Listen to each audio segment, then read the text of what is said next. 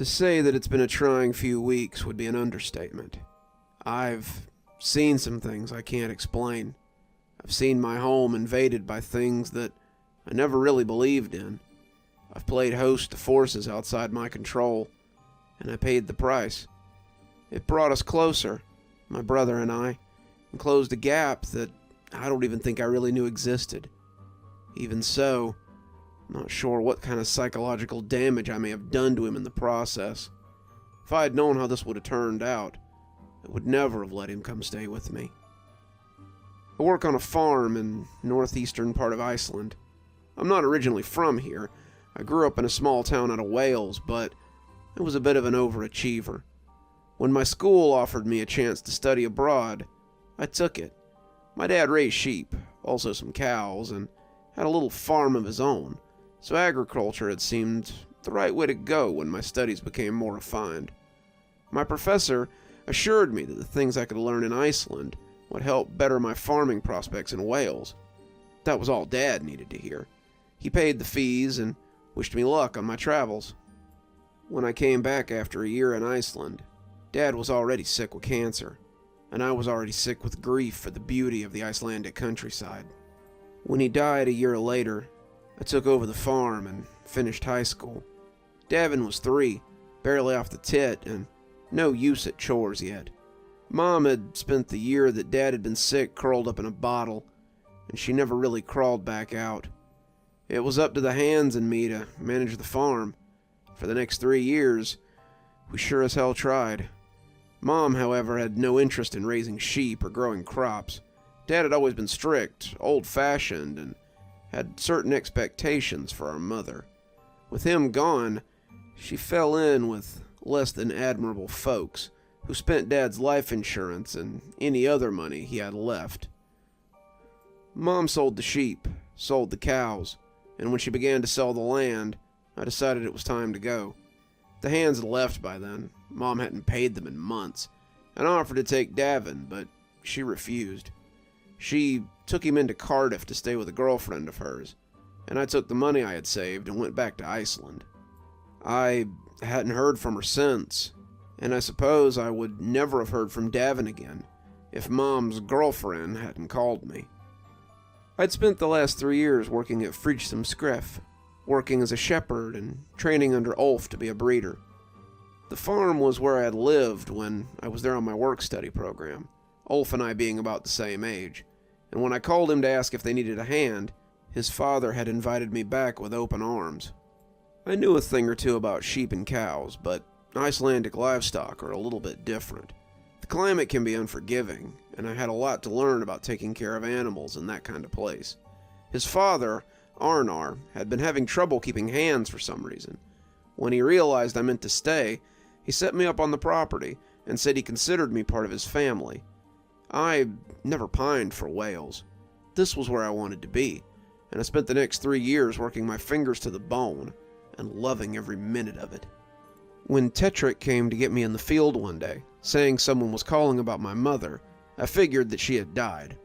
I was not so lucky as it turned out. When I picked up the phone, the caller identified herself as Tamara and told me that my mother had run off. My mother and brother had lived with Tamara since they had moved to Cardiff, and my mother owed Tamara quite a bit of money. Tamara would have thrown her out, but she felt sorry for Davin and let my mom mooch off of her. That was over now, though. My mom was gone, and Davin had been left behind. She couldn't keep him, she wasn't set up for that, and she had somehow tracked me down so I could decide whether I wanted to take my brother in or not. I looked at Ulf, who was hovering not too far away, and told him the situation. He told me that of course my brother was welcome here, and I told Tamara to set about the process of getting him here. A week later, I went to pick him up at the airport. He didn't run to me. He didn't even recognize me. He was sullen and confused, a 9-year-old whose world has crumbled beneath him like bad ice. He had a single duffel bag with clothes that would barely handle the cold inside the airport, let alone out on the step. It was December and freezing, so our first step was to get him some proper clothes. He never complained through the process, but neither was he excited. He simply seemed to accept what was happening and get through it. As we rode back to the farm, I smiled at him from across the seat. "Good thing you've got some new clothes there. We wouldn't want the Yule Cat to get you," I joked. He cocked his head. "Yule Cat? Is that like a dangerous creature or something?" I didn't think of it then, but I realize now that it was the first thing he had said to me since he told me bye when he was 6. I laughed. "It's just a story they tell around here, Lily Broder.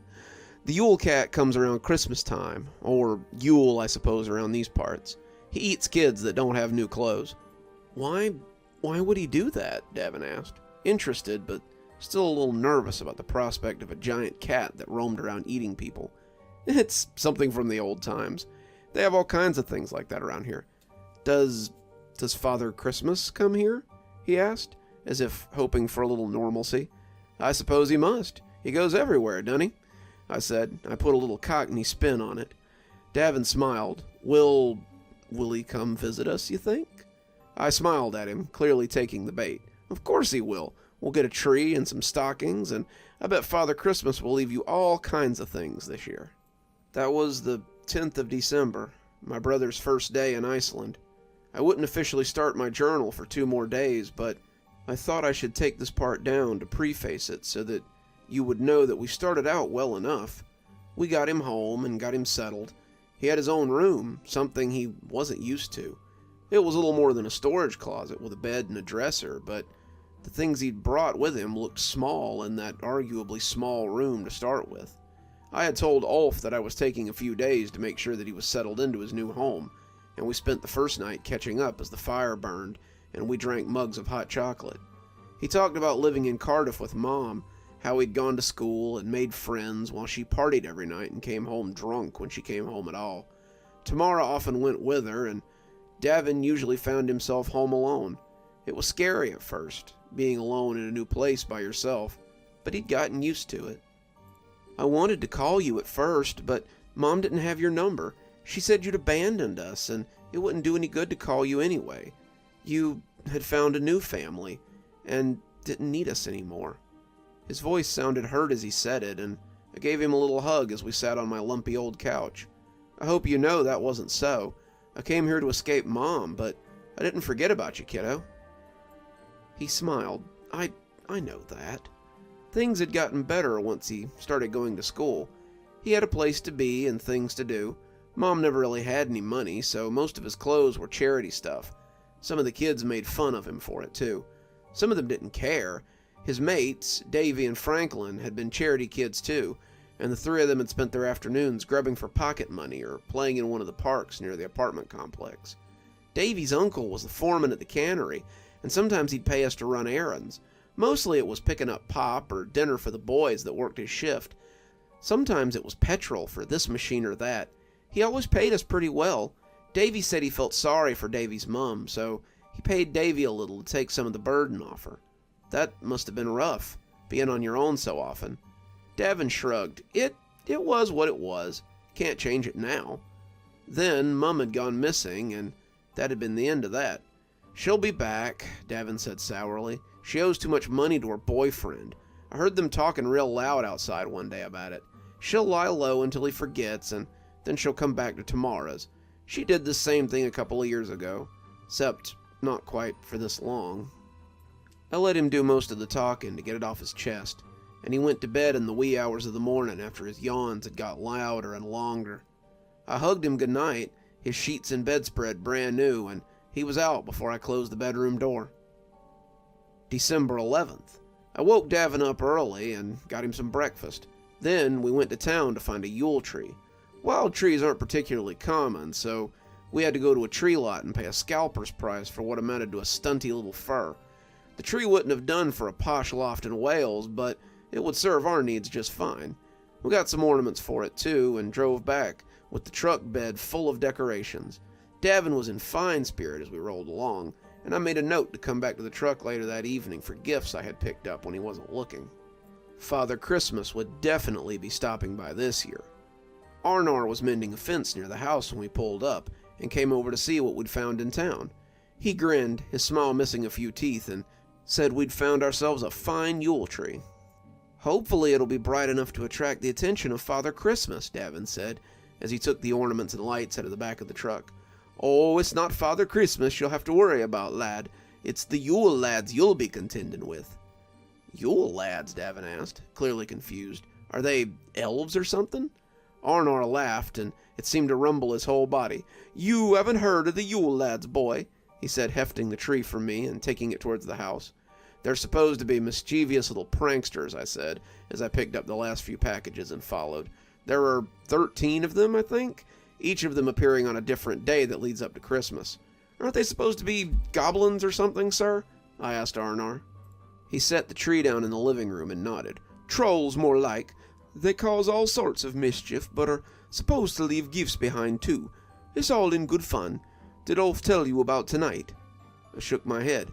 "Nay, haven't seen him today. Tanis has come down with a bug. Got him running out of both ends. He needs you to watch the flock tonight." I looked at Davin. "Will you be okay on your own tonight?" He nodded, but Arnar wouldn't hear of it. "Take him with you. If he's going to stay, he might as well get used to this life. Besides, it's just watching sheep." He told me to meet Goff down at the sheds at sundown, and I told him I'd be there. Guess we better get decorating. Sounds like we got some work tonight. We set about decorating the tree, and soon had the lights up and the glass balls hanging merrily from the branches. Davin really came out of his shell as the ornaments went up, and his eyes sparkled the way that a 9-year-old's should. The dour boy seemed to have gone for now, and he was laughing and smiling as we trimmed the tree. Father Christmas would be hard-pressed to miss it, and I made a mental note to wrap the gifts before it snuck up on me. As I stood with him, taking it all in, I felt for sure that this would be a Christmas we'd never forget. On that note, I was right.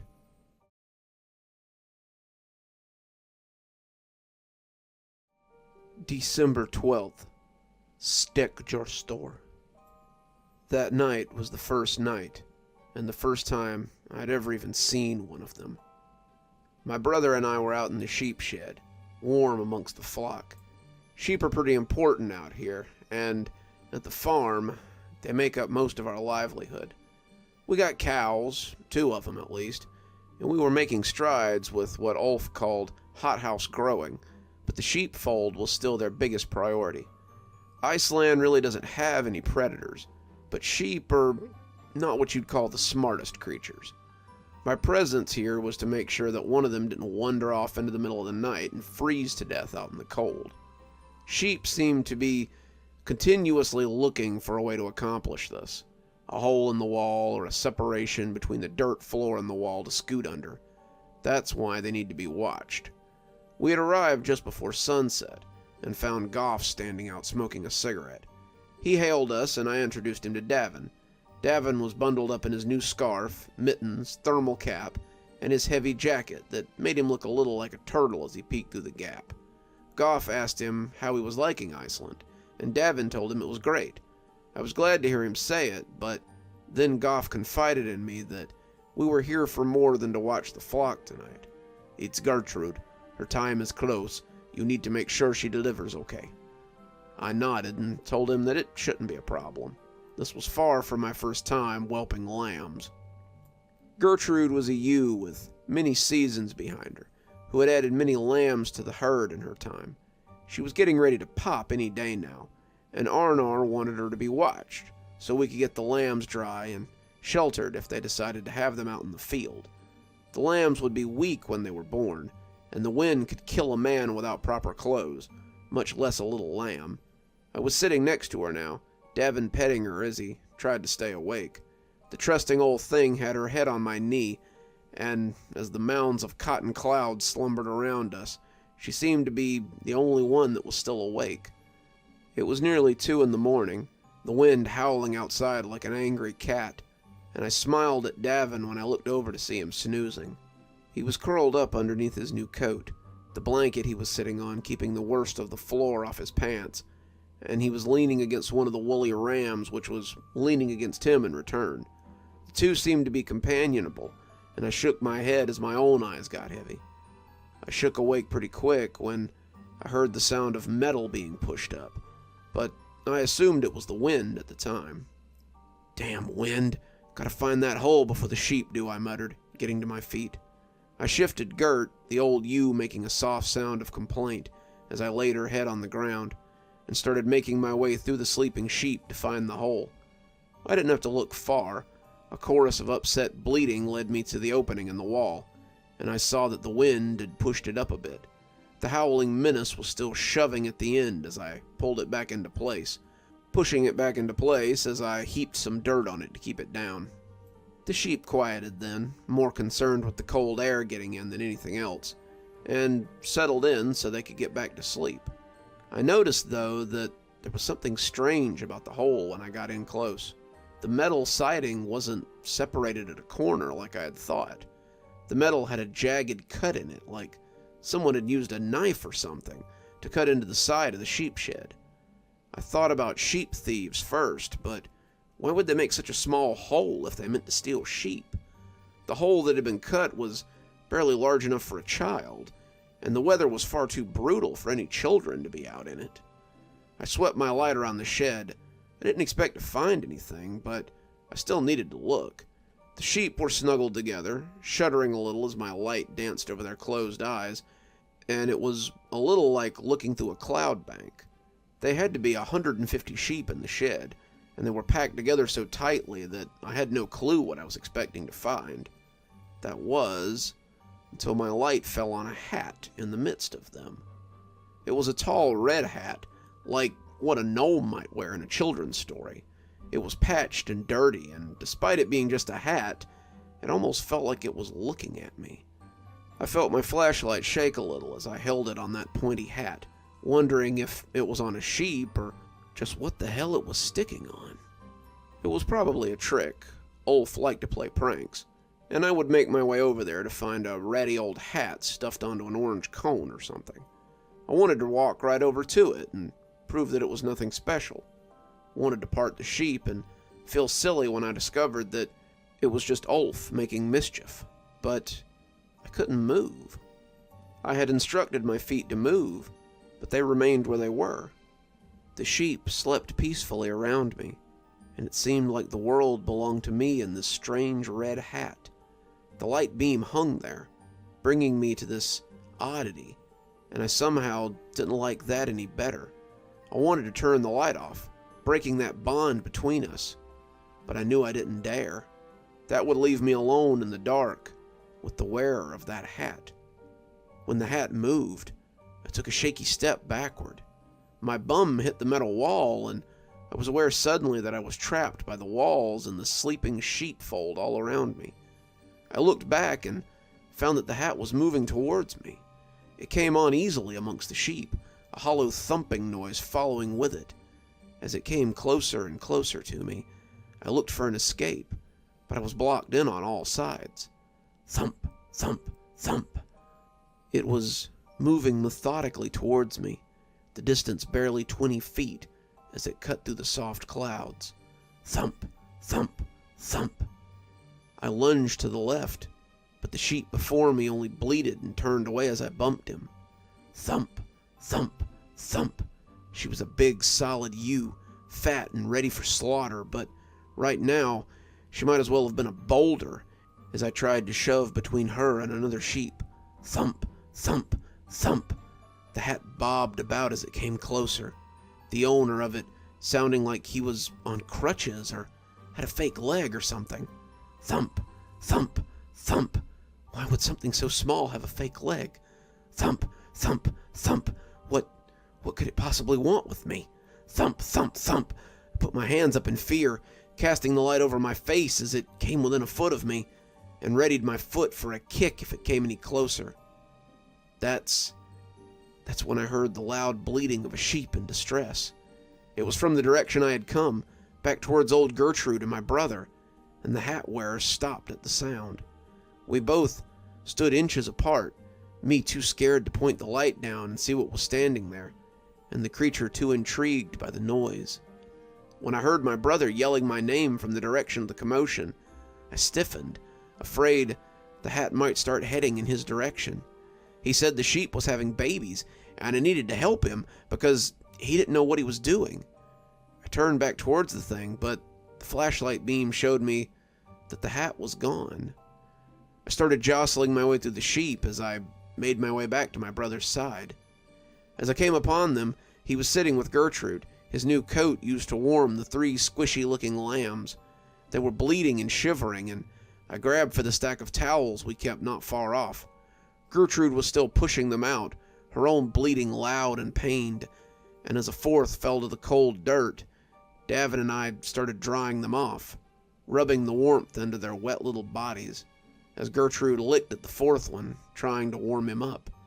4 was uncommon for a lambing, but Gertrude was a pro. She sat amongst her new lambs after we'd warmed them up and licked them as she shared her warmth. I looked down at the little guy I was cleaning and sucked in a breath as I laid him with the others. The lamb had eyes like milk, and one of his legs was bent oddly. Gert cleaned him, the poor little creature baaing pathetically, but she pushed him away when he tried to suckle. The other 3 drank greedily as the 4th wandered away, towards the other sleeping sheep looking for suck. That was odd for Gertrude. Usually she was very motherly, and I couldn't miss the sad look on her face as she watched the little lamb wobble away. My brother had gone back to sleep, his head pressed against the slimy jacket, and I reached out for the blind lamb as I sat back to watch Gertrude feed them. She bleated at me, seeming to tell me to let it be, but I picked it up and drew it close anyway. Arnar would decide what to do with it in the morning, and if it died, it wouldn't be any fault of mine.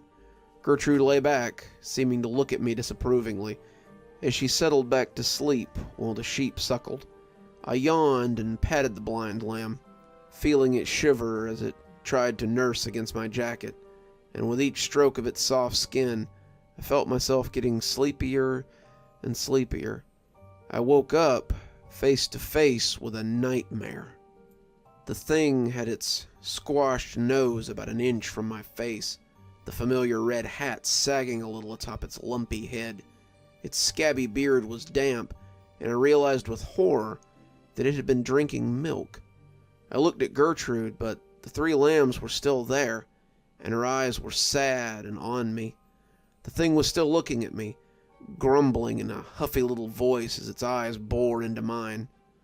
He could only be one thing, but he looked very different from the posters and books I'd seen of them. They always made them look like little Father Christmases, with their red coats and white beards and jolly demeanor, mischievous in their own way as they went about the holiday. They had reminded me of the dwarves from Snow White when I'd seen them, and I laughed at the thought of these little creatures sneaking about my house and leaving gifts.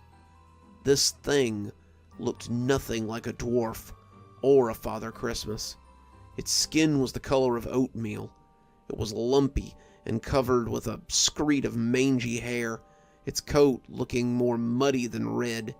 It had a long knife in its belt, and its horny foot looked black and bloated, save for the wooden one. This one had to be Strekjastor, called Stumpy in English, the first to come, and he was always kind of funny looking when they drew him. He had a wooden leg, sometimes 2, and he stumped about as he tried to steal sheep's milk from the teat. He didn't seem funny at all now. As he left, I noticed that he had the blind lamb in his hands, and I heard the sheep mutter unhappily as he moved between them. Before I could find my nerve, he was gone. That's where Arnar found me a few hours later, still frozen by fear and staring out into the mass of sheep. He looked at Davin before he asked, "You see him?" I nodded, not bothering to pretend I didn't know what he was talking about. He only nodded. "Ugly bastard, ain't he?" "You've seen him too?" I asked, flabbergasted. Arnar nodded, looking at Gertrude as she and her lambs slept. "Had a late batch of lambs once myself, when I was no older than your brother there. Da sent me to sit with them that night. That was the night that Gertrude was born, she and her 4 brothers. She was small, a shivering thing, and her mother would not suckle her. I tried to make her, but she just looked at me sadly and pushed old Gert away. That night, he came for her. I saw his little hat first, making its way through the sheep, but my Da had told me what he really was, and I was little more prepared than you. I picked up a pitchfork and held my ground. I wouldn't let that little puddin'-head bastard near my Gert. He eventually took one of the others and left. Gert's mother let her suckle after that, and Gertrude grew up to be the best sheep in the flock." He bent and stroked the old ewe, and she leaned her head up to reciprocate. "Was it lame?" he asked. I nodded, and blind. "And male?" he asked, eliciting a second nod. "Then he's done us a favor. Only the strong survive up here, as well you know." He came back a few hours later with breakfast and a new coat for Davin. I told him I'd pay him for it, but he brushed it off. Arnar said he had done a fine job of birthing 3 strong sheep, and that he ought to have something for it. Davin looked confused. I thought there were 4. I shook my head. "He died in the night, kiddo. Guess he wasn't cut out for it." We fixed the hole in the shed later that day. I wish that was my last encounter with the Yule Lads, but since he was only the first, you know that isn't so.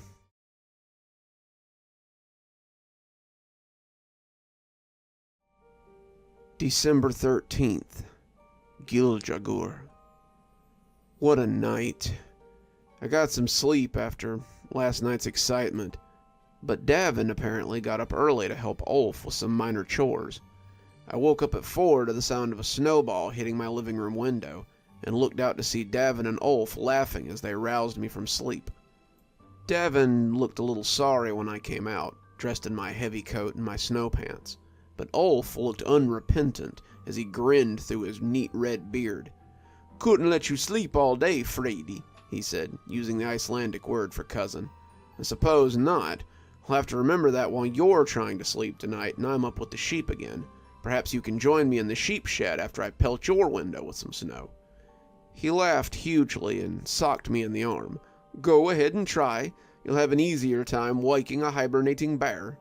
He invited me to come have some dinner, and we walked off towards his father's house, the smells of a meal already on the wind. As we walked, Ulf let Davin get a little ahead of us and spoke his mind. "Da said you had an encounter with Stekjastor last night." I didn't look at him while we walked, not wanting him to see how unsettled I was. "Did he now?" "He did. He said he stole your lamb. If you're looking for a house pet, I'm sure we could get you another one," he joked, clapping me on the back. I shook my head. Have you ever seen one, Ulf?" Ulf snorted. "A lamb? They're usually everywhere, as you know."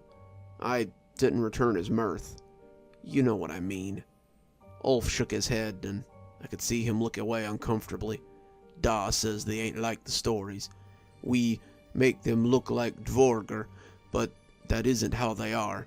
He says you're lucky to be alive. They don't usually take kindly to people not of the land." I made a rude noise and pushed him into a snowdrift. "Then you're lucky you've never seen one. They'd probably mistake you for a female, and you'd have to explain to your da why you married a troll." He came up spitting snow but grinning, and I raced him to the house as he tried his best to dump snow down my jacket. That night, however, I wished I hadn't joked about the Yule Lads. I was back in the sheep shed again. Davin was set to chores the next morning with Ulf, so I was on my own. I was surprised how quickly Davin had taken to Ulf, but I wasn't disappointed either. If Davin was my brother by blood, then Ulf was my brother by choice. The two of us had become very close over the years, and I was glad that he was teaching Davin the ropes. I would have liked to have Davin tonight, though, so he could help me keep watch against the red-hatted little boogin. I knew that the lads would come back every night for 13 nights, and I knew that Stekjastor would be back for another drink of milk, or maybe another lamb. I sat with Gert, her lambs thriving and trying their shaky legs under her watchful eye. I kept a quiet eye on them. The night passed on, the wind a little quieter, and it turned out to be a pretty peaceful evening. I could feel my eyes trying to slide shut as the soft breathing of the sheep echoed through the shed. No mysterious red hat appeared. No doors were cut in the metal. And as my watch beeped 4 a.m., I got up and stretched my legs a little. I stepped outside, hoping that the wind would wake me up, and pulled my coat up as I took it in the face. The moon was edging around, and dawn would be here soon. When I stepped out of the shed, I was thinking of nothing so much as snuggling under my blankets and falling asleep. But that was before I saw the minuscule figure sneaking across the snow and into the cow barn. Sheep may be relatively plentiful around Icelandic countrysides, but cows were definitely a luxury that not everyone could afford. Arnar owned 2 cows, and I knew for a fact that he had bought them at a high personal cost. He liked the taste of sheep's milk all right, but nothing beat a tall glass of cow's milk in the morning, he would often say. He sold the excess in town for a premium, and fed them a special grain to make the sweet cream he loved.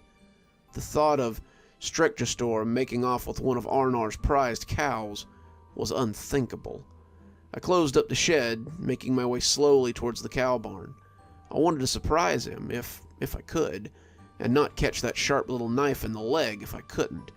The snow crunched softly under my feet, and I tried to quiet my steps, aware that any sound might thwart me. The door was ajar when I made my way to the cow barn, and I could hear a soft, angry mooing as I went in. The 2 cows, Rajma and Jmolk, were standing in their stalls, but Rajma was making quite a stir as something small and hairy moved beneath its udders. It was milking the cows, but its hands were moving like the heddles of a loom, going up and down much too fast. The cows were stamping and huffing, but the creature seemed to take no notice of it as it filled the buckets. As it finished, it moved the buckets down a little and slid that cruel knife out as it cut the cow along its flank. The cow surged forward, bawling loudly, but not before a freshet of blood fell into the bucket, turning the milk a frothy pink. For some reason, my mind went to the strawberry milk mix I had used as a kid, and my gorge threatened to rise up and cover the straw. His eyes locked on me as he picked up the full bucket, slurping at the foam on top as it headed for the door. It grinned through its crooked teeth, and I saw that it was not the same one as yesterday. This one must have been Giljagor. He wore a red pair of overalls that barely contained his gut. A similar knife stuck through his belt as it bulged around his middle. His spindly arms seemed to hold the bucket with ease, his other hand sliding the blade over his tongue as he cleaned the cow's blood from it. A similar red hat sat on his head, and his beard was more akin to the foam as he slurped it from the bucket. His eyes seemed to dare me to do something, and when the cow bucked in its stall, I looked away for a little too long. He was gone when I looked back, bucket and all. Arnar arrived at dawn as I finished patching up Rajmar. The cut hadn't been too bad. It had been long and jagged, but not too deep. I could see old scars that I had never really thought too much about, but now made a lot more sense. Giljagor had done this before, many times, and knew just how deep to cut so he didn't miss his treat. He couldn't come back for more if he killed the cow, after all. What a sick little game it had here. "Have you checked the sheep yet?" Arnar asked, guessing what I would find when I did. There was a hole in the shed, not much bigger than the one the night before. I counted them and found we were missing one. It had been a small ram, barely out of its summer coat, and Ulf and Davin found what was left of it later that day by the fence line. The 2 had eaten well, it would seem, and Ulf found a bucket not far from the ram. There was frozen milk in it, frozen and red. Arnar had nodded. Won't be the first of such sacrifices. He gave me the night off, saying Davos could take the watch tonight and tomorrow night. His kindness, however, did not change the itinerary of the lads in the least bit.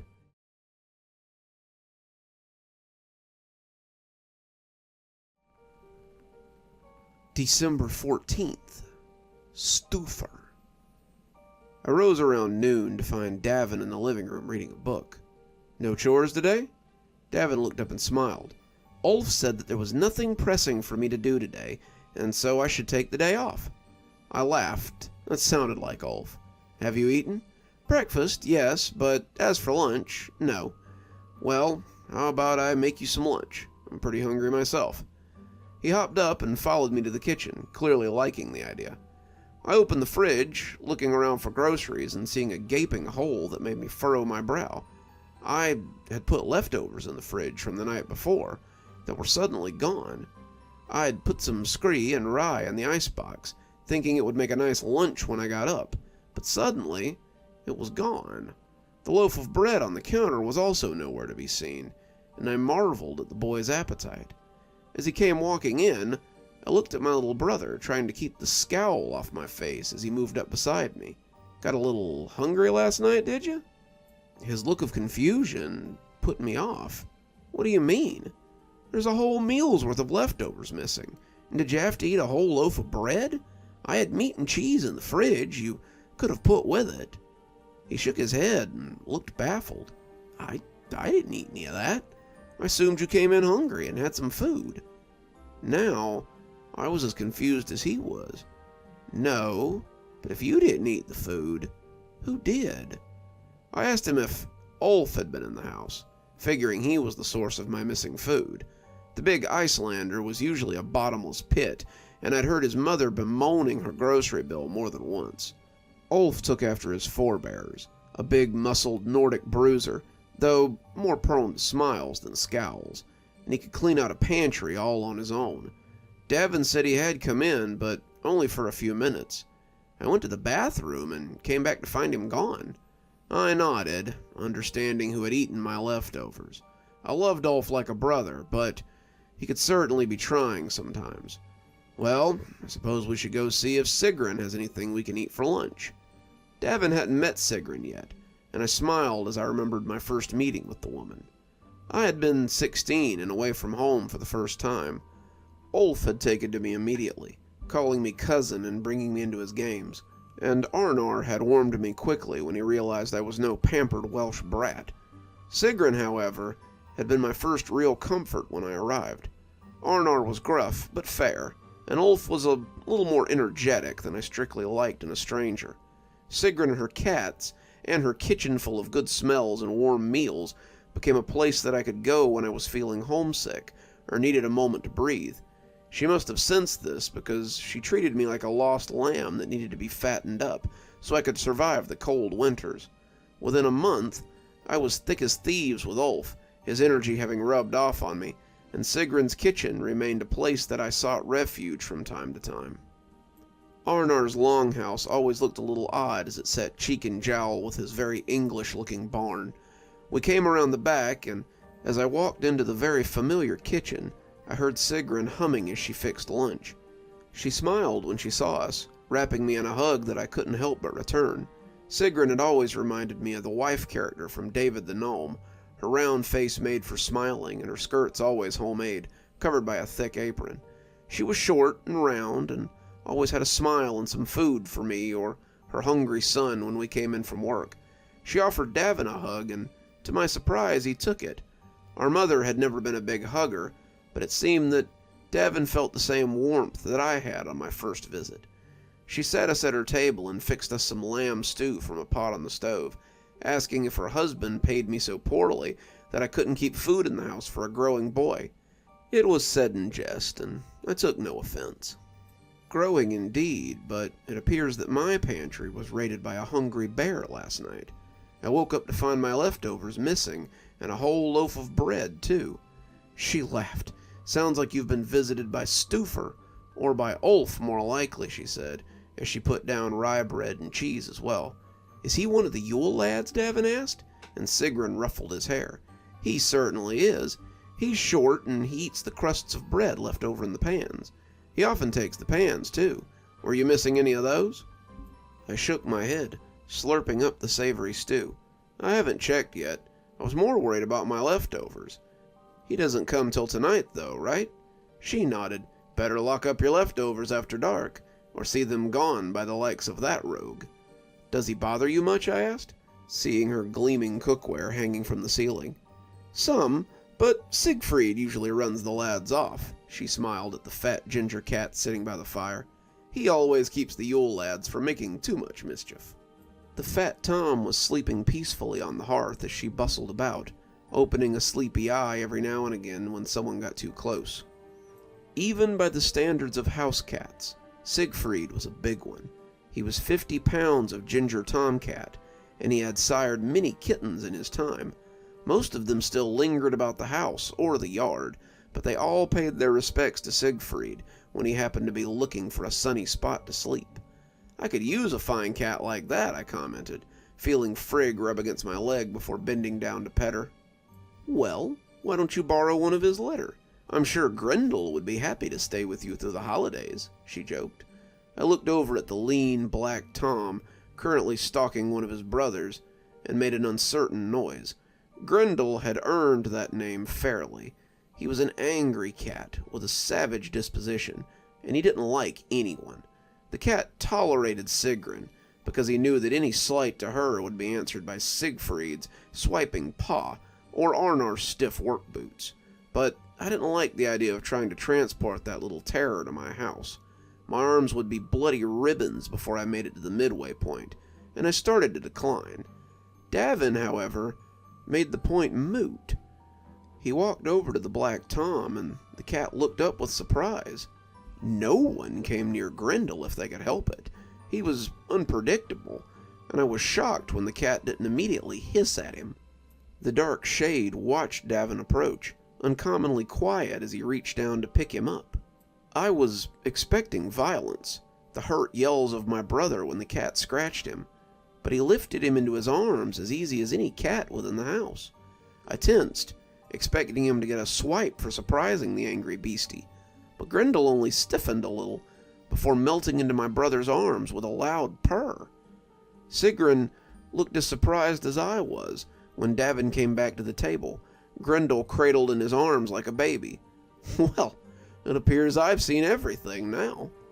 I reached a shaky hand over to see what sort of Christmas miracle this was, and when Grendel hissed and swiped at me, I knew he hadn't had too strong a change of heart. Davin carried Grendel home with us an hour later, the sooty devil hanging from his arm like a living shadow. I glanced at the Tom mistrustfully as Davin carried him inside.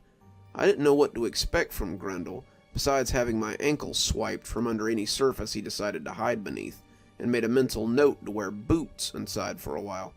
Whether or not he could help against the lads, I didn't know, but I was willing to find out. The rest of the evening went about as well as expected. Davin and I watched some TV, Davin enjoying the local shows, though he wasn't yet fluent in Icelandic. Grendel sat on his lap the whole time, seeming to be taken with my little brother. I asked him how he had managed to charm the little creature, and Davin just shrugged. He petted the cat absent-mindedly, and this was the calmest I had ever seen the temperamental feline. I've always been good with cats. At home, I could get even the meanest alley cats to come for a pet. It's a gift, I guess. I nodded, looking down at the purring Grendel and agreeing. When bedtime came, the cat snuggled down with Davin, a pair of green eyes floating in the darkness. I locked eyes with him for a moment, and it was clear that he wouldn't let anything happen to my brother as he slept. I started to close the door, but I left it cracked instead after remembering why the Tom was here. He would need to get out if something came lurking tonight, and lurking it came.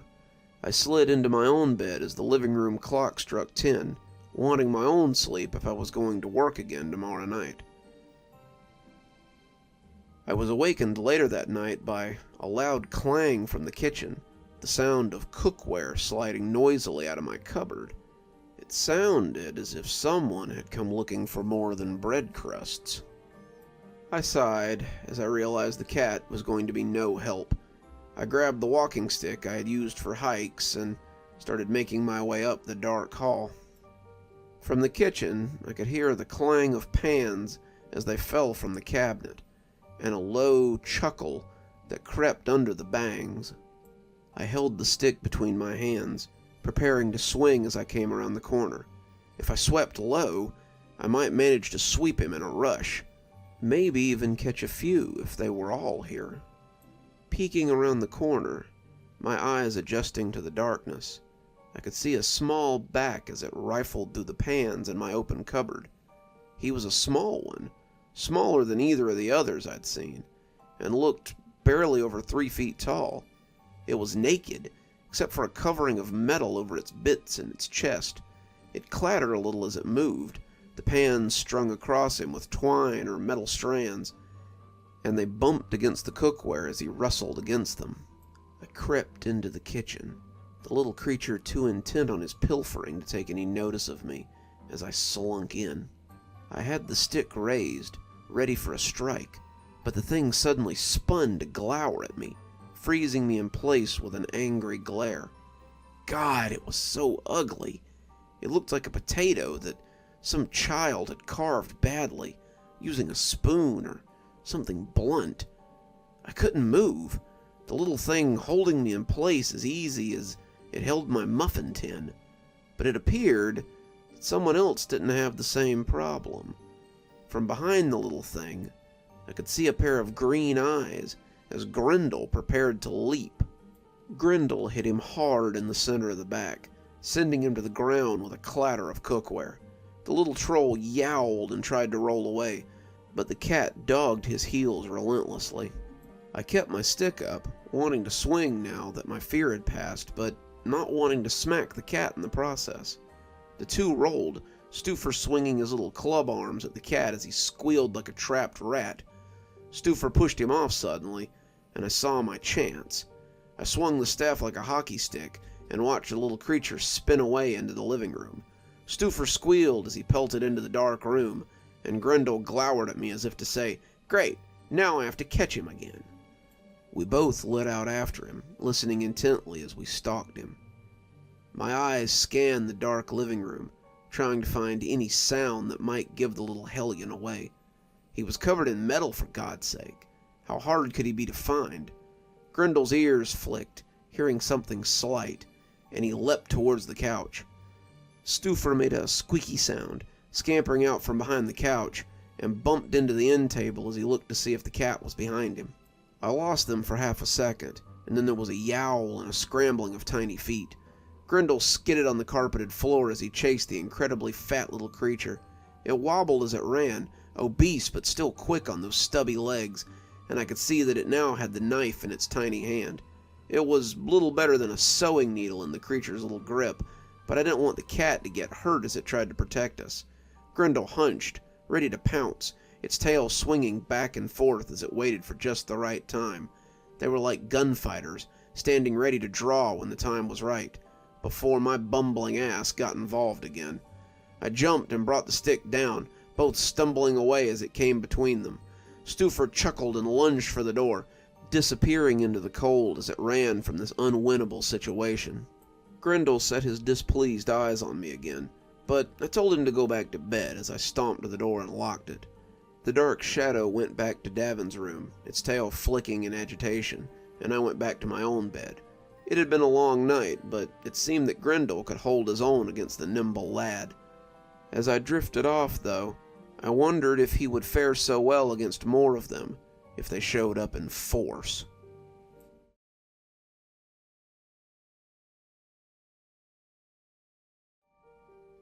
December 15th. Vrasliker. What small victory we'd had last night was squashed the next day. Arnar woke me up that morning to let me know that another sheep had gone missing. "One of Gertrude's 3 lambs. She is beside herself with grief," he said, and I could tell that the old farmer was as distraught as the ewe was. "The cows are hurt again. Both are injured, and their udders are so bruised that I don't dare to touch them. Doesn't matter anyway. Their milk is gone when I arrived." I shook my head. This isn't normal behavior from the lads. I remembered last year and wishing I'd paid more attention. The last few years had seen sheep and milk and things go missing, but never quite to this amount. I'd never actually believed in the Yule Lads, no more than I'd believed in Father Christmas since I was small. But now that I'd seen them, it was harder to deny that they existed. Arnar nodded. "They take sheep sometimes. They take some milk, but this is not their usual trickery. Something is different this year. I don't like it. Did you have any trouble last night?" I nodded, but Grendel scared them off. Arnar snorted. "I still can't believe you got some use out of that angry little thing." He really seems to like Davin. He's the only one I've ever seen who could pet him without getting scratched. Arnar smiled. "Then your brother is more than welcome to him. My Yule gift to him." I smiled, but Arnar laughed when he saw my trepidation. Thanks so much. He's an angry one, to be certain, but he's a better mouser than any. He caught 10 fat rats in the barn on his own just last week. He'll be a good pet, once he's used to you, of course. He asked me if I could stay with the sheep that night, and I agreed that I would, confident in our new guardian and his ability to protect the house. That night, Grendel's skills would be put to the test. I came back inside and started making inroads on lunch, thinking that sandwiches might be the way to go. I remembered too late that Ulf had raided my pantry before Stuffer could, and made a list of things to get from the store. Davin came out about that time, rubbing his eyes and holding his new shadow. Grendel looked at me like I was the stupidest thing he'd ever seen, but he didn't hiss at me. When I reached to pet him, he swiped at me, but his claws were in and the swipe was lame. We were brothers in battle now, I supposed, but he still didn't care much for me. "Good morning. Any plans today?" Davin said, yawning. "I've got work tonight. Did Ulf have some chores for you?" He said something about fixing a chicken coop this afternoon, but told me I didn't have to come till after lunch. "Sounds like you got some time for shopping with me then, but let's get some breakfast first." I opened the pot cabinet and grimaced when I saw that several of my pans were missing.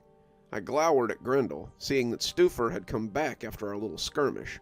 The cat seemed to shrug as if to say, "Well, I had to sleep sometime, didn't I?" I didn't have more than a couple of pans to start with, but the loss was felt pretty widely when I couldn't make eggs or bacon without using the only pan I had left. It was huge, big enough to cook half a chicken in, and I set it on the stove and opened the utensil drawer to get a spatula. I pulled my hand back in disgust as I came down on something slimy on top of the spoons, shaking the thick coating of slime as Davin chuckled to himself. It had been covered in what felt like spit. I washed it, clearly feeling the presence of spoon licker's short appearance last night. A few of my ladles also bore the shiny skein of having been licked, but I doubted the little scamp got much more than dust off of them. Ulf often told me how horrible English cooking was, so I was careful not to make it worse by badly cleaned utensils. I cooked the bacon and eggs together, crisping them nicely as I added some of the hard bread I'd gotten from Sigrun yesterday. It soaked up the grease, and we ate our little meal before we headed to the market. I gave him a little money and told him we were going to buy some Christmas presents when we were here. He perked up, smiling as he took the roll of bills. Davin was excited by the idea of finally having someone to buy presents for, and the money to buy them with, and we had a morning of picking out gifts for Ulf, Arnar, and Sigrun. I picked up a few things for some of the other hands, and a few things for Davin, too. It was his first Christmas, and I wanted to make sure it was as memorable as possible. I also got him a very special gift for that night, something for my peace of mind as much as his. When I prepared to go that night, I gave him his early Christmas present and watched him grin from ear to ear. Now it's only for emergencies, and it won't make international calls if you were thinking about calling home, but it'll let you surf the web a little bit, and you can reach me in the sheep shed if there's an emergency. He smiled at me as he slid the new cell phone into his pocket. "Thanks, I promise not to abuse it." I ruffled his hair and grinned. "I'll be close by if you need me," and looked down at Grendel, who was warming Davin's legs. He seemed to nod at me, letting me know that he would keep an eye out, and I nodded back before setting off for the sheep shed. I didn't like leaving Davin alone, not with the house so active lately, but I could hardly turn down the work, and Davin might have to get used to a certain amount of independence here. Ulf met me outside the shed, a lumpy package under his arm. "Are you sure about this?" he asked, handing me the bag. "You want your Dawes cows protected, right?" He looked unsure. "The thing is, Freedy, no one has, to my knowledge, ever attacked one of the lads before. They're not like burglars or cow thieves. You can't turn them off with a warning shot. They're of the other world. Grendel ran 2 of them off last night. I don't see why a shot in the dark wouldn't do the same for this one." Ulf looked uncomfortable. "People who mess with the other world, the fairy world, never come out ahead. The lads take some, not usually this much, but some, and then they go. They leave us gifts for what they took, and we always have enough to give. Did you ask Da if this was okay?" I unzipped the bag and took out the hunting rifle and a little pouch of shells. It was nothing special, small bolt-action rifle, but they weren't large creatures we were talking about. I assumed that the bullets had trace amounts of iron in them, iron being historically poisonous to the creatures of Fae, so maybe it could work. If nothing else, it would dissuade them from coming back again, and save us a few nights of headache. No, but he told me to guard the sheep and the cows. I'm just doing what he told me to do. Be very careful with that thing. You don't have a gun license, and if someone gets hurt, Da will be blamed. I'll be careful. Get back inside before you freeze, I chuckled, throwing the bag over my shoulder. He shook his head. Good hunting, and stomped back towards the longhouse. I settled myself near the door to the sheep shed and kept an eye on the cow shed. I would have preferred to nestle myself amongst the sheep, taking advantage of their collective warmth, but I needed a clear view to the shed so I could see the little bastard making his way in. I had the rifle across my lap, sipping the coffee I'd brought in the thermos, and waiting for my prey to arrive. Gertrude was nowhere to be seen tonight. Arnar had moved her into the house after the second lamb had gone missing, and now she would be spending the holiday inside. She was likely curled up with the cats by the fire, while I was freezing my bollocks off out here with the door open. The sheep had moved away a bit, not liking the cold, and I was left leaning against the wall by myself. The night seemed to stretch on forever as I sat with the cold wind keeping me awake. I checked my phone a few times to make sure Davin hadn't called, but the lads must have kept away tonight, because I never heard from him. The sheep bleated angrily a few times as the wind whistled in briskly, but I pulled my muffler up over my face and kept my vigil. Near 4 a.m., I heard the phone go off, and it roused me from a doze. It was Davin, and I fumbled my glove off so I could answer it. Davin? Is everything all... You need to get back home. There's something in the kitchen. He was whispering, and I could hear Grendel hissing angrily. Is Grendel with you? Yeah, he wants out real bad, though. I peeked, and I could see 4 of them out there. 4? Not 5. That's when I saw the shadow making his way across the yard. I'll be there in a minute, Davin. I need to do something real quick. But I hung up on him. If I could hit this one, maybe the rest of them would leave on their own. By this point, the moon large and yellow, I could make out the pointed hat and the chunky sweater that they all seemed to wear. I would have worried that it was a child or something, if this weren't the middle of the night and near freezing conditions. I took aim, seeing the ugly little thing as I put him between my crosshairs. I could still remember his milk mustache, his lumpy face that grinned with no particular fear when caught, and led him a little as I prepared to fire. I'd gone shooting with Arnar and Ulf more than once, and it was a fair shot with the comfortable old rifle. Suddenly he stopped and turned to look directly at me. You would have said that was impossible. I was 50 feet away and nearly buried in a snowdrift. But he looked at me. Even across the distance, I could feel those hateful eyes as they bore into me. It froze me, just as it had that night in the cowshed. The look, though I couldn't have seen it, seemed to communicate easily his disdain for me. What will you do, man-thing? It seemed to challenge. You have no power here. You cannot hope to stand against the lads. I bet you won't even pull that trigger. He started to move again, and though I felt as though my bones had turned to ice, I squeezed the trigger as I attempted to recapture my tenuous manhood. My shot cracked out across the silent yard, and I heard the sheep and cows raise a ruckus as their world was filled with sound. I was off at once, crunching through the snow and running to the spot where I'd seen the little imp fall. I didn't actually believe I had killed it. I didn't honestly think it could be killed, but I wanted to see if it had left anything behind. Some hair, maybe, or blood, or anything that would prove I'd actually hit it. When I came to the spot, I heard people raising a ruckus in the longhouse, and it seemed nearly as loud as the cows and the sheep had. When I got to the spot, I saw 3 things sitting in a divot that it had left in the snow. A long piece of red string, a small amount of blackish blood, and a potato. I picked up the potato, looking at the odd withered thing, when I started hearing footsteps crunching towards me. I turned the rifle, still in hand, to find Arnar and Ulf, as well as 3 of the farmhands coming towards me. Arnar sucked in a breath when he saw the potato, and I heard him say something guttural when he noticed the blood. Ulf looked at his father, shocked, but he too seemed to be unsettled by the old root in my hand. Arnar reached for the rifle. "Give me the gun, boy. I can't believe you have done this thing with my own weapon." I was speechless for a few seconds as he snatched the rifle from my shaking hand. Done what? I saw him coming to hurt the cows. I stopped him. You stopped nothing, Arnar yelled. You have only given him a more exclusive target. You have interrupted their holiday business, and now you will have to pay the price. I'm sorry, boy, he said, shaking his head and walking back towards the house. What does that mean? I asked him. But he only kept walking, the farmhands in tow. I looked at Ulf. What does that mean? Ulf shook his head. It means you shouldn't have messed with the creatures of Fae. I told you it was a bad idea, Frady.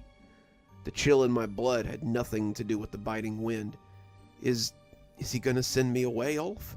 Ulf shook his head. He thinks of you as a son. He could never send you off, especially now that you have a mouth to feed. I think, though, that it might be best for you to take a few days off. Once the Yule Lads are gone, you can come back to work. Till then, you might have your hands full. Too full for work, I should think. He tromped back to the house, leaving me in the snow to contemplate what I had done.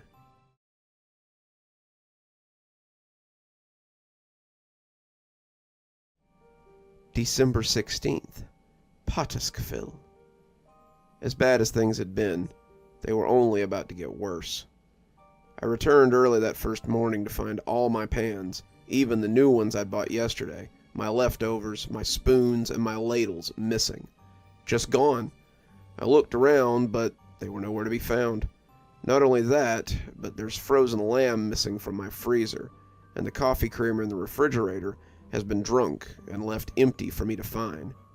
Left with a bloody handprint on the side of it. Davin was asleep, blinking groggily at me as I reminded him of the cell phone call. He said he had thought afterwards that it might have been a dream, and after the sun came up, he'd fallen back asleep. He had locked the door to keep Grendel inside, and he guessed to keep the things in the kitchen out. But he said again that he had thought it was a dream until I had said something about it. When I came in, the cat was sitting by the door, looking at me as though he were extremely disappointed in me for letting Davin lock him up like this. Davin was getting ready for the day as I let Grendel out, and I decided that some breakfast might be nice after the night I'd had. He came out as I was trying to cook eggs in a pot, something that wasn't going very well, and I told him to wait a few minutes and I'd send him off with a hot breakfast. I'll be fine. I'll get something from the house before we get started. Ulf said he wanted me there bright and early to mend some fences in the east field. I had added grits to the eggs, both cooking a little better with the addition of water, when he came back inside looking unhappy. Ulf told me to take the day off, he said. He sounded like he might be about to cry. Any particular reason, I asked, adding more eggs to the grits. He said it would be better if I wasn't seen for a few days. Did you do something last night? Something that made everyone mad? I told him to sit as I went to get another bowl. This was going to take some explaining.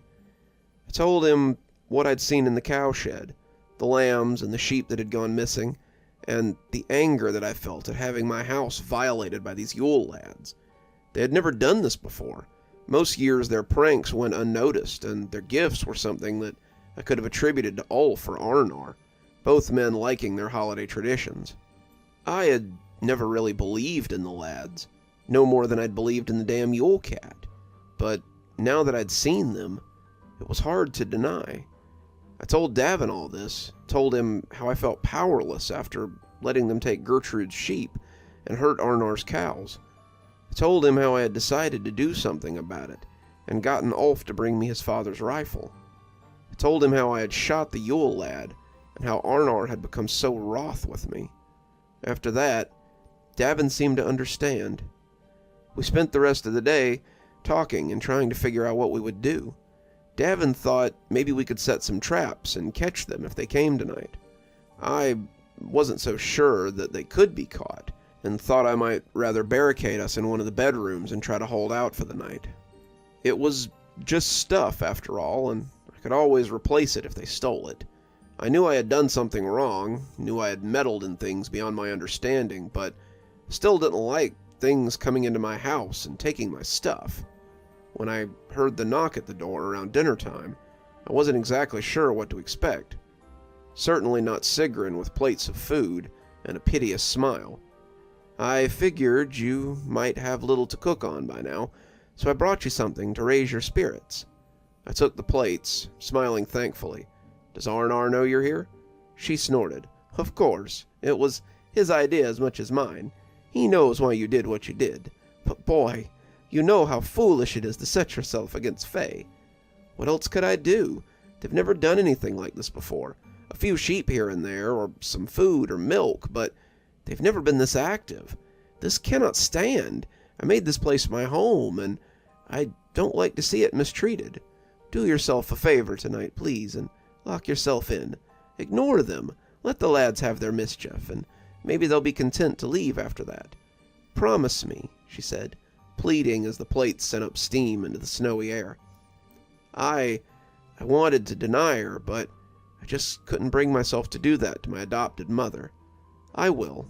Davin and I both, I promised, and she said goodnight so we could enjoy our hot meals.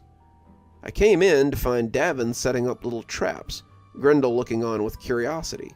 His traps were very McAllister-esque, and I was a little bit impressed. He had rigged up a fairly impressive tripwire, something I nearly found by accident, and was talking softly to Grendel about the toy cars he'd set up when I came back. He looked a little embarrassed when he saw me, and he perked up when I told him it looked good. It isn't much, but maybe we can set up some other things too. Things to fall on them and things to hit them in the head. Maybe something to make them leave. Did Dad ever teach you how to make a rabbit snare? Maybe if we catch them, but I cut him off. Sorry, kiddo, but I think we'll be bunkering down tonight. Davin looked crestfallen. But why? Didn't you say you wanted to run them off? That was before I talked to Sigrun. She said it's best to just let them have their fun and leave again. He looked unhappy about this, but when I put a hand on his shoulder, he looked up at me with a little more confidence.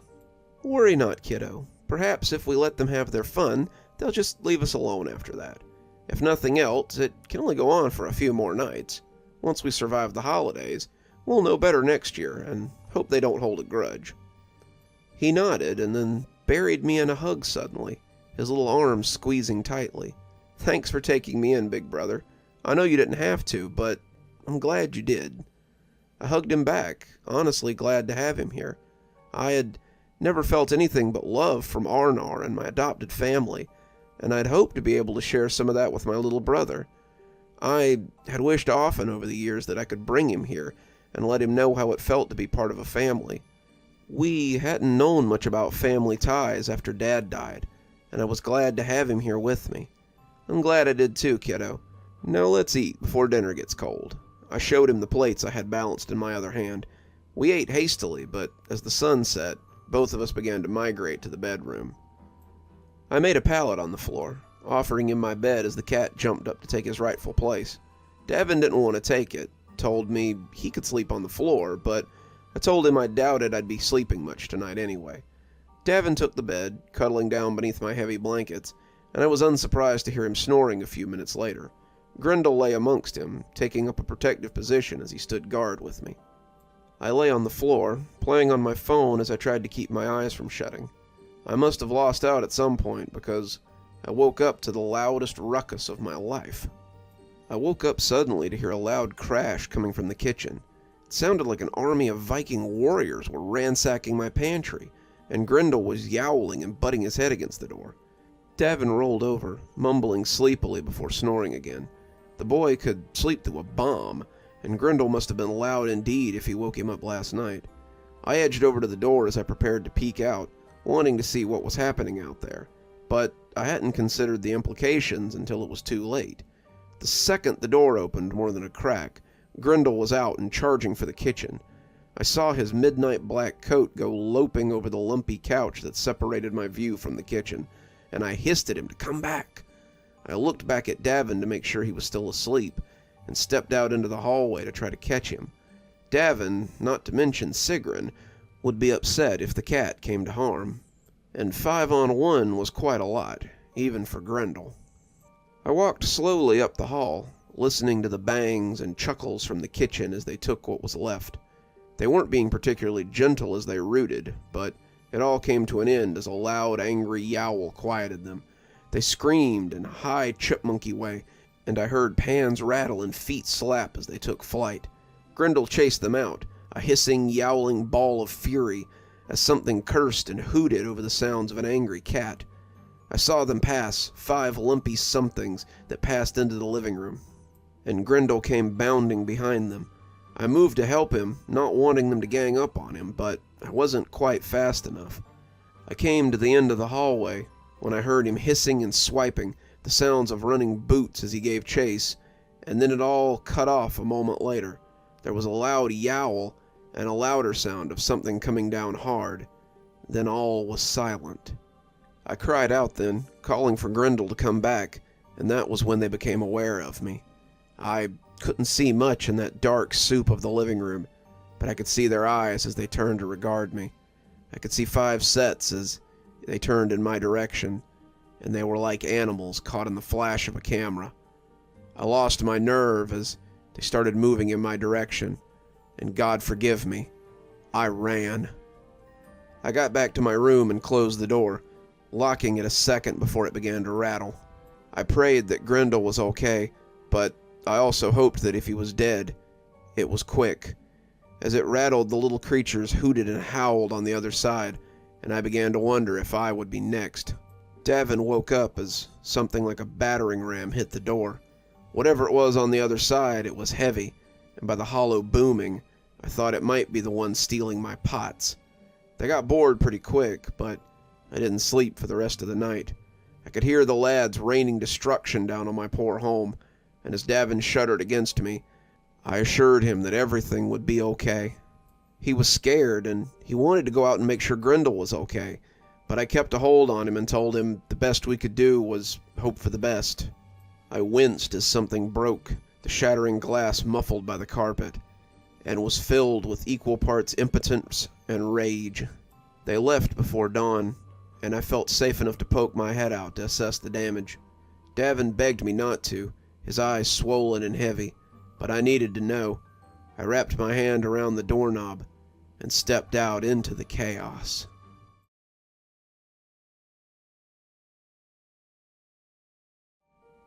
December 17th, Escalating. I came out to a maelstrom of mess.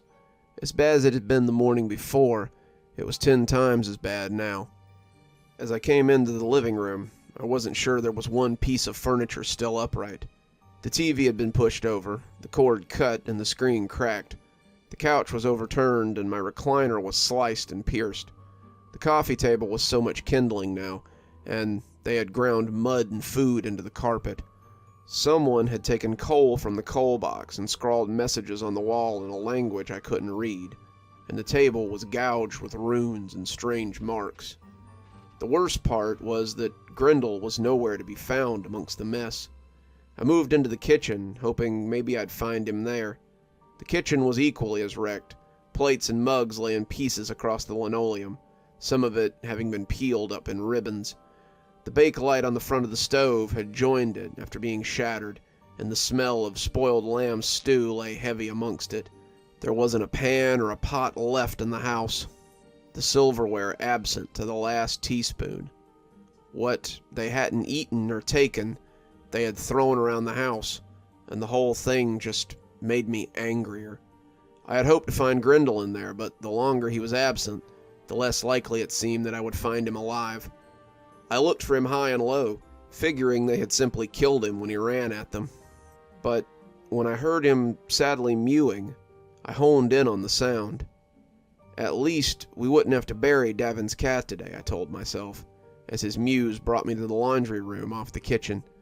His meows were coming from the chest freezer, beside the 2-tier washer-dryer, in the small utility room where I kept my meat. The poor thing had been closed inside, and he was shivering pathetically as he tried to push the door open. He jumped into my arms when the freezer came open, and the fearsome little beast butted his head against my chest as he tried to find warmth. It seemed that in these dire times, even Grendel was willing to make friends with his enemies. Davin held his arms out for him when I came into the room, and the big black feline jumped into his arms like a kid at the end of a school day. Davin rubbed his cold fur, trying to get some warmth back into him, and the cat looked at me as if to say, "Thanks, I guess you aren't completely useless." Davin was mooning over him when I left, yawning as I thought longingly about my bed. I wanted to curl up with my brother and the cat and sleep in a big warm pile as the mess sat outside. Instead, I began cleaning up. The longer I cleaned, the madder I got. This was too far. If I hadn't found him earlier, Grendel could have frozen to death. They were attacking in numbers now, Pot Scraper amongst them. Tonight there would be 6, and if Grendel patrolled tonight, he wouldn't do it alone. I set about making preparations for nightfall, as Davin got up and got ready for the day. He didn't ask about the mess. He knew by now that it was Yule Lad related, and set about helping me put the house to rights. Not for the first time, I was glad for his company. I couldn't imagine having to do this alone, and between the two of us, we started setting things in order. When someone knocked on the door a little after 7, he went to answer it as I cleaned jelly off the wall near the fireplace. Ulf blew out a loud whistle as he came in. "Looks like you pissed them off good.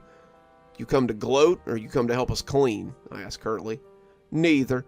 I came to see if Davin would like to work with me today." Davin perked up, but I glowered at Ulf darkly. "I thought you wanted to keep him out of sight for a few days." Ulf lifted a hand placatingly. "I had to go off farm yesterday, and I couldn't carry him with me as such an errand. I'm here today, though, and I can keep a close eye on him." "Why?" I asked, becoming worried and angry. I was tired, and his words were sounding more and more like a threat. Just a good idea to keep him close," he finished, Davin coming out in his work clothes. "Don't worry, I'll watch him like he was my own," Ulf promised. Davin looked at me pleadingly, and I couldn't say no. Ulf was my best friend, and he and Davin had formed a fast friendship too, it seemed. If Ulf was offering to let him work with him, I couldn't very well take that from him. I nodded, ruffling his hair as he threw a hug around the big Icelander. "Could you feed him?" I asked, suddenly aware that neither of us had eaten. "Someone seems to have stolen all my food, and it wasn't you for a change." Ulf looked wounded, but smiled. "Sure, and I'll make sure the poor lamb doesn't starve. As for yourself," he reached outside the door and dropped off 2 paper bags with food in them. "Mum said to collect the bowls when you finish today. She's certain the lads will have made off with her stew pot from yesterday." I looked ashamed, promising to buy her a new one, but Ulf just brushed it off. "We're family. We look out for each other."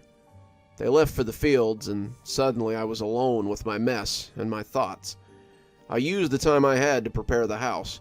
I plugged up, secured, or sealed any opening into the house. I used adhesive to secure the windows, hooking bells to them so I'd know if they were opened. I clogged the drains with towels and washcloths, even stuffing a towel down the mouth of the toilet and putting a heavy block on the lid. I sealed cracks where I found them, using some cement that I had in the shed to seal up even the smallest crack. The chimney presented a bigger problem. If it was big enough for a Father Christmas to creep down, then it would be plenty big enough for a Yule Lad. They could close the flue, but that had never stopped Father Christmas to my knowledge. In the end, I stoked the fire and hoped they could still be burned like normal creatures. My brother came home just before dark, a wrapped plate of food in one hand, to find me on the couch sharpening a hatchet. He nervously glanced around the house. "Looks like you've been busy today." I nodded, my eyes still on the chimney. They would have to come in through the front door or the chimney. That was a given. And when they did, I meant to spot them and stop them. I didn't know what I meant to do when I saw them. The rifle shot hadn't even dropped the one lad, but I meant to do something. I was tired of having my home terrorized by these little assholes. Davin held up the plate of food. "Sigrun sent you some dinner. She figured that some of our stuff was probably missing, so she made you a plate to go." An idea occurred. "Set it on the counter," I said, the whetstone still sliding over the axe. "Don't you want to eat it? It's still hot. Just set it down. I'm hoping it'll lure pot liquor out." Davin set the food on the counter and shrugged as he walked to the bedroom. "I think I'm just gonna go read. You seem kinda busy in here." He gave me a weird look, heading into the bedroom to read one of the Hardy Boys novels I had from when I was his age. I was busy, but I hoped not for much longer. As the fire burnt, consuming the fuel I had piled in there, I hunkered beside the couch and waited for them to come. I had done a little research on the potato they had left me. A Apparently, it was the only thing they left for naughty children. They were about to see just how bad I could be.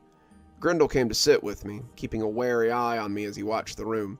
He, too, was the guardian of this place, and he took his sacred trust very seriously. He would never come close enough for me to touch, but I knew that he understood that we were in this together now. I hunkered in the twilight as I waited for them, listening to the house as it creaked and groaned in the light wind outside. I had lived here since I came to stay with them after my father died, and to me, the house was as much a member of the family as Ulf or Arnar. I knew the house, top to bottom, knew how it groaned in the wind, how it seemed to hold its breath in the snow, and how the roof beams seemed to sigh on sunny days. That was a part of my anger as well. They were hurting my house, hurting my friend, and I couldn't let this go on. It was around 1 a.m. when the soot of the chimney started to powder down into the flames. I had only recently added more fuel, creeping back to my spot as my sleepy eyes tried to close. As the ashes rained down, I felt a surge of adrenaline roll over me. They were here, they were coming, but they wouldn't be getting what they expected. They rolled down the chimney, just missing the fire, and landed on my hearthrug. There were 6 now, as I suspected. Sheepcoot, with his wooden leg smoking, Gully Gawk with his frothy beard and little pig eyes, a bandage on his right arm that I was glad to see was paining him. I saw Stubby, who was at least half as tall as the rest and covered in pans, Spoon Licker, thin and haggard, Pot Scraper, wearing a bandolier about his rotund body. Finally, there was a strange 6th member tonight. He was dressed in what could kindly be called armor and jokingly be called an assortment of wooden pots. They had once been used to store food under people's beds, and their lack of iron probably made this ideal for a creature like him. The lid would serve as a helmet, his yellow eyes peeking from beneath it as he held a long hook on the end of a wooden staff. He looked around warily, not as lackadaisical as the others, and seemed to be on guard as he moved for the fridge. They all reminded me of goblins, their skin looking like uncooked dough, and their features pointy and menacing.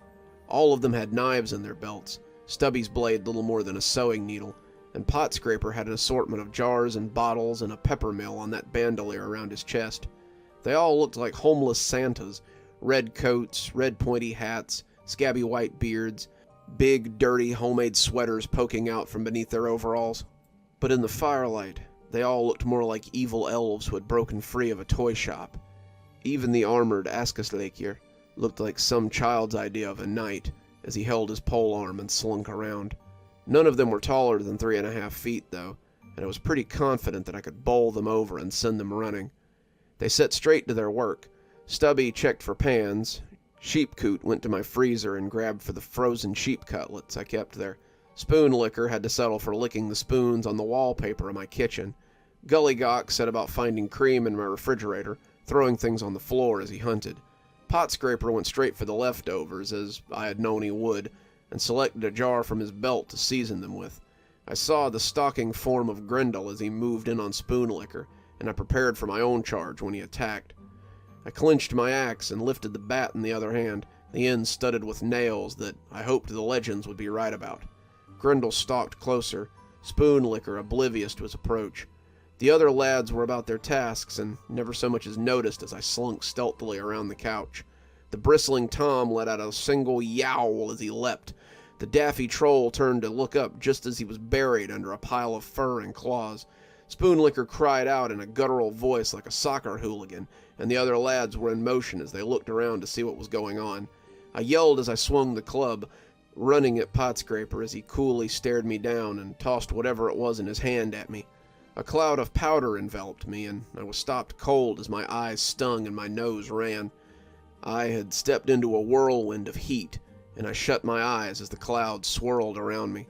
The first time I was stabbed, I barely felt it, with all the adrenaline kicking around in me. By the 10th time, it was just one more pain amongst many. They stabbed me in the ankles, in the legs, in the calves. Stubby jumped up and drove the needle right into my ass cheek, and I swung the club and axe around like a blind fool. I struck things off the counter. I hit the refrigerator with a metal clong, and the powder around me never seemed to dissipate. I heard Grendel hiss and spit, yowling as he savaged something, and when the stabbing stopped, I was aware of being on my knees. My eyes were on fire, the black powder seeming to proliferate, and I set about in my blind state to stop any of them from getting closer. There was a scuffling sound, Grendel still hissing and spitting as he chased them, and then silence. I coughed, eyes still burning from whatever pot scraper had thrown at me. My breath felt hot and heavy as I sucked it in, and the tears streaming down my face were thick and angry. I put my hands out, feeling my way to the sink, and tried to wash the mess out of my stinging eyes. I could feel the powder coating my face like sand, and as the water hit my skin, the scrim came off like makeup. The heat intensified for a moment, reacting to the water, but as it washed away, I felt relief and managed to open my eyes. I tensed up as something butted against my wounded leg, but it was only Grendel, the sleek black Tom limping a little but otherwise fine. Davin stood in the hallway, peeking at me from the doorway as he took in the scene. It was a real mess in here. The refrigerator had a big cut from my wide swing. The bat was sticking out of the hardwood floor like a ghastly tumor. Dishes had been smashed, and metal bins and holders had been upturned across the counter floor. Flour and powder were everywhere, and as my vision stopped wavering, I knew I'd have a big mess to clean up tomorrow. "Are they gone?" Davin asked, looking scared and curious. I sighed. "Yeah, kid. For now."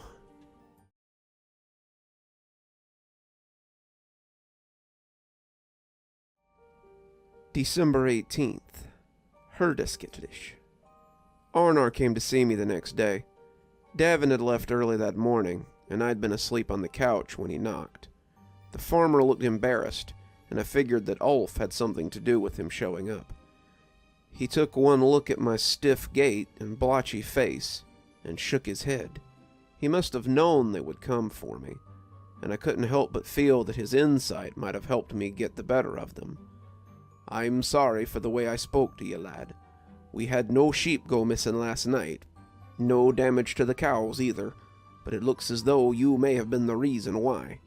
"Yes, sir. They were too busy breaking into my house and stabbing me in the ass to worry about livestock, I suppose." I told him what happened, and he tried not to laugh when I told him how Pottersfell had nearly blinded me. "You had to know that old goblin, Gilgigor, would want revenge for what you did to him. How are you for food? I'll bring you some pots and pans if you need them." "I'll be fine. I can make it through this," I said, not really sure if I could or not. He smiled at me and smacked me sturdily on the shoulder. "You may not be of the land, boy, but you have grit for certain. If we can help you in any way, let us know." I perked up a little bit. "I could use some hands tonight. It's 2 against 6 and 7 tonight," he said, looking sheepishly away. "I can't promise any of the men will come to your aid. They're superstitious. This is an old place, and up until now we've lived in peace with the fairies and the old things. There's talk that you and your brother are the reason that they're angry this year," he confided, spitting it out like a sour taste. "Us? How? I've been here longer than any of the other hands. I've never even seen one of these lads until this year." I know, but they hear your brother talking about Father Christmas, and, lad, that's not of our land. They think that his talk has angered the Yule Lads, and they're taking it out on us." I looked at him steadily. "I hope that you and Ulf don't think that way." "Never think it, boy. To me, you and Ulf are my sons, and Davin is quickly taking a similar place in my heart. I love you, boy, and I don't want to see you hurt."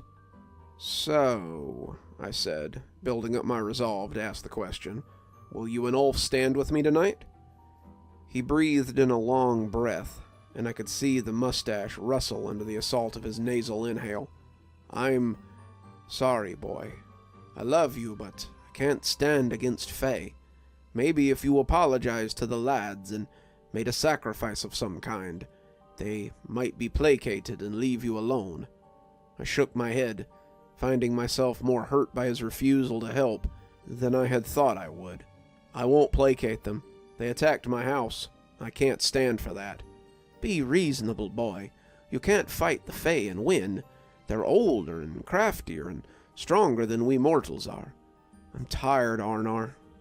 If you need me, I'll be here, defending my home. I'm Probably going to take a bit of leave until the situation is resolved." He sighed, but he nodded. "Good luck, boy." With that, he left us to our fate. Davin came back around lunchtime. He flopped onto the couch and looked upset as Grendel hopped up onto his chest. He stroked the cat and watched me clean up the little bits of grime left behind.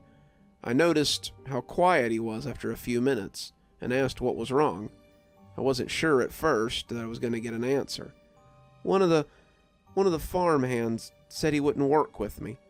We were supposed to be herding sheep, but he told Ulf that he didn't want to be around me since we had offended Faye. I felt anger creep into my guts. "Who was it?" I asked, through clenched teeth. "Ulf told me not to tell you. He said it's not their fault. They're all afraid of what could happen to their homes and their families. Ulf said that we should make an offering to the lads, maybe try to make amends." I lifted the leg of my jeans and showed him the wound from last night's assault. "You think I should reward them for this? I'm not giving in to a bunch of little ankle biters who want to attack our house. Tonight, I'll show them what they're up against, and we'll see who makes a fool out of who." I realize now that was the lack of sleep talking, but at the time I was filled with rage that these things were coming into my house. At first, they had just been cute little legends about holiday pranksters, but now they had become some sort of ever-present boogeyman that waited until nightfall to strike. I wouldn't have it. I wasn't going to get sliced up in my own home and just let it lie. I'd be ready tonight. I wouldn't be the only one bleeding this time. Little did I know that tonight would be a change of tactics for them. When the sun went down, I set about preparing my home for war. The windows were secured with caulk. The doors were locked, bolted, and weather-sealed along the base. The chimney was plugged with an assortment of blankets and barbed wire from the shed. I lit no fire that night, and as I hunkered in the living room, I shivered against the cold. The wind was howling outside, and I found myself nodding as the hours passed in silence. Davin and Grendel were in the bedroom, snug in their bed, and hopefully safe from all this. I'd given Grendel the night off after his hard work last night. He was sitting on my brother's chest when I left the room, licking his wounded leg and watching me go with a sense of determination. If any of them made it into the room, they'd have a fight on their hands. I shook my head to clear the sleep. They'd be here soon. They had to be. What kind of game were they playing? They were never consistent in their arrival, and I suddenly wondered if they were still going about their usual holiday duties. Was I just a box on their checklist? Were they still leaving presents and causing a little mischief in other houses? The more I thought about it, the more heavy my eyes became, and before I knew it, I was snoring against the arm of the couch. I was roused from sleep around midnight by the last sound I expected to hear in my house. The front door creaked open before slamming shut hard enough to rattle the windows. I bounded up from beside the couch, my hurt legs stiff and asleep after having knelt for so long. I ran to the door, expecting to see all 7 lads waiting for me on the mat. But there was nothing. I checked the door and found that it was still locked. I looked at it sleepily, trying to decide if I had imagined it or something. That's when the cabinet started slamming. It started with the pot cabinet. It was empty, of course. The lads had stolen all my cookware, and the door crashed open and shut in a quick 3-lick pattern. Then it moved up to the pantry, the door creaking open as the thick wood slammed shut with enough force to rattle the hinges. I had run into the kitchen, weapons at the ready, but there was nothing there. The doors opened and closed, and all the while, there were no hands to move them. Then the cupboard under the sink joined the chorus. The dented refrigerator door swung drunkenly open, the light blinking before the door slammed shut again. Even the sliding door on my bread box was opening and slamming shut, the glass shattering as it connected with the frame, though that still didn't stop the tracks from running back again. It was like something out of a poltergeist movie, all the doors slamming shut on their own accord, their rhythm hellish in its volume. When the hallway door slammed as well, I jumped and spun, ready to attack, but found nothing but air. They were all doing it before long, a thunderous cacophony of slamming doors and creaking joints. I put my hands over my ears and tried to block it out, but it was impossible. Finally, I went and sat in the bedroom, Davin sitting up in bed and holding a squirming Grendel.